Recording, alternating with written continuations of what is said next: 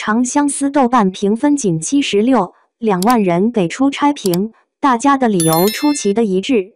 对于8月份最佳剧集的选择，每位观众心中或许都藏有独特的答案。若论8月份最引人注目的剧集，《长相思》无疑拔得头筹。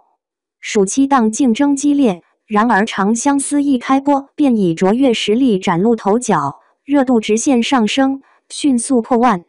即便面临《莲花楼》与《70吉祥》的前后夹攻，其收视指数依旧稳居网剧榜首，稳若泰山，令人瞩目。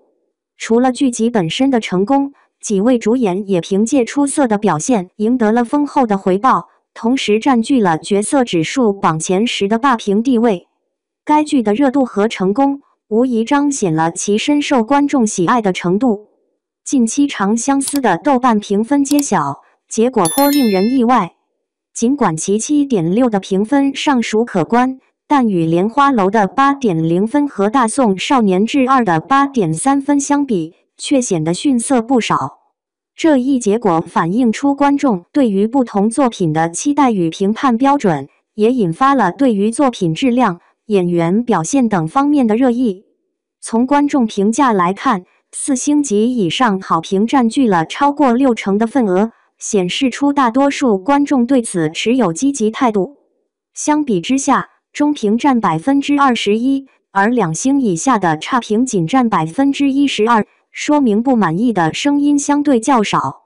整体而言，这部作品的评价以正面为主，赢得了大部分观众的喜爱和认可。换算成人数，超过2万人对《长相思》给出了差评，这显示了观众对该作品的普遍不满。笔者整理了这些差评的理由，发现大家的意见出奇的一致。《长相思》的原著深受大众喜爱，它以中国古老的神话故事《山海经》为蓝本，巧妙编织了一部动人心弦的神话史诗。该作品因其独特的叙事风格和引人入胜的故事情节，赢得了广大观众的高度赞誉和热烈追捧，成为了当代文化的一道亮丽风景线。尽管改编成电视剧，剧情和人设却成了众矢之的。从观众反馈中不难看出，以下2大问题成为了其短板：故事情节拖沓冗长，水分过多，缺乏紧凑性和吸引力，需要重新调整节奏，精简内容，让故事更加引人入胜。《长相思》分为2季播出，虽然节奏不会过于紧凑，但也绝对不容拖沓。2季的分篇布局，既保证了故事的深度与完整性，又给予了观众足够的期待与惊喜。这种恰到好处的节奏掌控，将让观众在欣赏精彩剧情的同时，也能深入感受到每个角色的情感变化与成长历程。截至第12集，剧情似乎仍停留在清水镇的小天地里，缺乏新的突破。小妖与枪玄的关系依旧扑朔迷离，他不仅未能与其相认，还屡遭伤害，令观众揪心。男主角虽然致力于寻找妹妹并策划权谋，但成果寥寥，进展缓慢。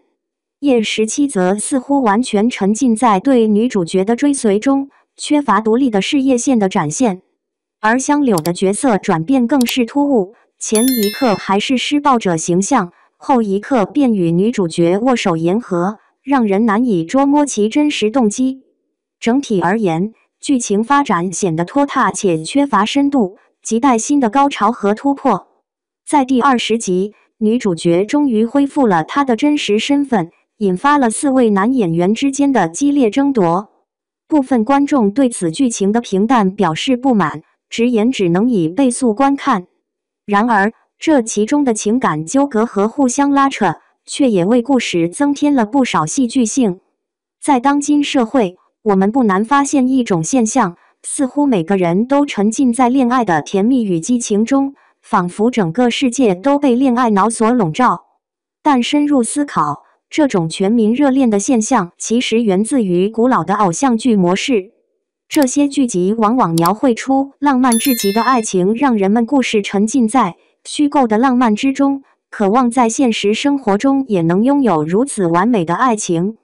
然而，这种对偶像剧的痴迷对和依赖，本质上正是古偶情节的再现和延续。因此，我们可以说，全员恋爱脑的现象，其本质依旧是古偶情节的现代演绎。长相思以杨紫为主角，展现了她在剧中的核心地位，与4位男性角色共同演绎了一段扣人心弦的故事。杨紫饰演的角色经历了从青涩到成熟的成长过程，这一人设的塑造深深地吸引了观众的目光，令人期待不已。随着剧情的深入，该剧依然沉浸在玛丽苏浪漫氛围中，4位男性主角纷纷陷入爱河，开启了一场激烈的夺爱之战，展现了他们恋爱脑的特质。虽然情节有些老套，但依旧引人入胜，让人欲罢不能。小妖的魅力无人能挡，不仅吸引了心比天高的表哥的倾心，更让天下第一首富、孤傲高冷的将军，甚至敌国军师都为之倾倒，纷纷向他求婚。尽管原著确实展现了女主角与4位男主角之间错综复杂的情感纠葛，但并未将他们塑造为既美丽又愚蠢又深情的形象。原本引人入胜的故事情节，如今却陷入了陈词滥调的窠臼，变为了一妻多夫的俗套设定。在这种设定下，那些英俊潇洒的男演员们，无一例外的都对女主角情根深种，而所有的女配角则只能默默承受单相思之苦，爱情之路坎坷不平。这种老套的剧情模式，让人不禁感到乏味和失望。原本应该丰富多彩的情感线，如今却变得单调乏味，缺乏创意和新意。差评的存在是理所当然的，因为无论作品多么出色，都难以迎合所有人的口味。这体现了观众审美观的多样性，也是创作领域中不可或缺的一部分。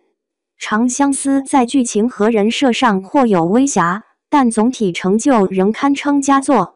演员们的精湛演技赢得了众多粉丝的热烈追捧。杨紫与谭健次的出色表现，更是触动了我内心深处的情感共鸣。杨紫所诠释的小妖，堪称完美典范。她坚韧不拔，智慧非凡，神性奕奕。在她精湛演技的加持下，原本曲折复杂的成长历程变得引人入胜，为观众呈现了一个充满魅力的角色形象，让人沉醉其中。杨紫在剧中的表现令人印象深刻，她抛开了偶像的光环，全身心地投入到角色中。当被香柳鞭笞时，她不仅强忍着痛苦，还通过五官的扭曲和身体的颤动来展现内心的挣扎。即便双手被紧紧捆绑，也能清晰看到因疼痛而变紫的痕迹。她的表演真实而震撼，赢得了观众的一致好评。在承恩宫的宴席上，杨紫与男主角共享美食，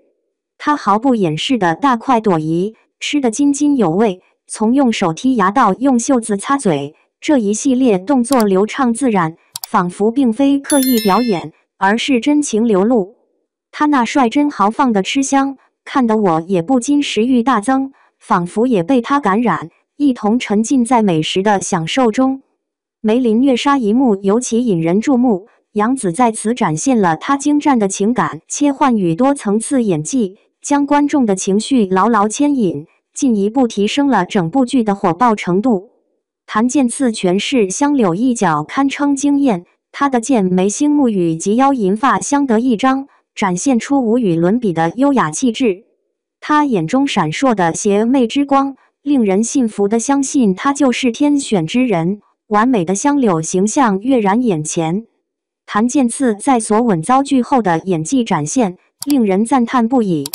他巧妙地通过微妙的表情和肢体语言，传达出角色内心的失望、尴尬和无奈，令人感同身受。这段表演不仅彰显了他扎实的演技功底，更凸显了他对角色的深入理解和精湛表现。谭健次的这次演绎，无疑让人对他的演技刮目相看，也为他赢得了更多观众的认可和喜爱。最初，香柳的脸庞流露出深深的寂寥与惊愕，随后一丝苦涩的笑容慢慢浮现在她的嘴角。那种突如其来的孤独感如电流般传遍他的全身，仿佛泪水就在眼眶里打转。然而，香柳并未沉溺于这种情绪之中，他抬起头，选择以自嘲的方式来化解这种孤独感，低声呢喃道：“原来亲近我，比死亡还要令人畏惧。”谭健次在短暂的几十秒内，精准地演绎了多种内心变化，展现出了令人惊叹的演技。他仿佛化身为角色本身，将人物的内心世界诠释得淋漓尽致，让人为之赞叹不已。《长相思》在故事情节上或许存在某些不尽如人意之处，但无可否认，演员们的精湛演技为这部作品注入了生命力，巧妙地将瑕疵掩盖，为观众呈现了一部扣人心弦的佳作。尽管目前评分为 7.6， 但这只是暂时的评价。随着年底第2季的播出，未来的剧情必将更加精彩，相信届时观众们的评分也会相应提升。我们期待着更多精彩的情节和出色的表演，相信这部作品将会持续吸引观众的关注和喜爱。